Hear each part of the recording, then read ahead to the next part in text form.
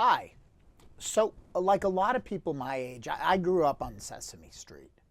And one of the songs they sang in pretty much every episode was, "One of these things is not like the other one." And I'm, thinking back on it 40 some odd years later, that concept is just astoundingly good advice for us as salespeople in commercial real estate.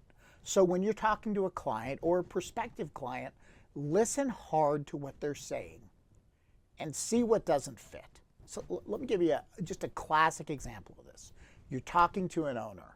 They're complaining a lot about the area that their building is in, right? There's problems, their tenants are moving out, there's crime, what have you. They don't like the area, and they're telling you, and it seems like it's getting worse, right? We've all heard this.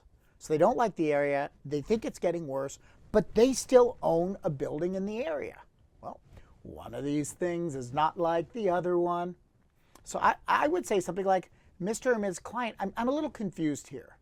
If you don't like the area and you think the area is getting worse, why do you still own a building there? Another example, and we've all had this, the client who really wants to sell. They're free and clear, they have a very low loan balance, so they can sell, but they won't adjust their price. One of these things is not like the other one. Mr. or Ms. Client, I'm a little confused here. You said you wanted to sell the asset, you're getting offers, but you won't conform to the market to get it sold when we know you can. Why not? Look, this technique, stating the obvious, it's not going to work every time, to be sure, and it definitely won't work if you don't have a motivated client.